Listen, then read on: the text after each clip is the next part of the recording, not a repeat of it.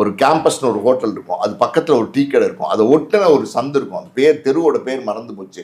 அங்கே நீங்கள் போனீங்கன்னா சினிமாக்காரவங்க மட்டும்தான் இருப்பாங்க. இந்த மாதிரி உதவி இயக்குநர்களாக வரவங்க, அசிஸ்டன்ட் கேமராமேனாக வரவங்க, லைட் பாயாக வரவங்க, ப்ரொடக்ஷன் பாயாக வரவங்க, டோட்டலாக மேக்கப் மேனாக வரவங்க, அந்த பிளேஸ் அவங்களுக்கு அங்கே தான் எல்லாருமே இருப்பாங்க. டோட்டலாக பார்த்தீங்கன்னா ஒரு ஒரு ஒரு 4-5 பேர் ஒரு ரூமில் ஷேரிங்னு அந்த இடத்துல வந்து குருவிக்கூடு மாதிரி வந்து அந்த இடத்துல இருப்பாங்க. காலையில் எந்திரிச்சு வருவாங்க. ஒருத்தருக்கு வந்து காசே இருக்காது, டீ குடிக்க காசு இருக்காது. நான் சொல்றது டீ குடிக்க காசு இருக்காது. ஆனால் வந்து சுற்றி இருக்கிற எல்லாருமே பழக்கப்பட்டவங்களா இருப்பாங்க.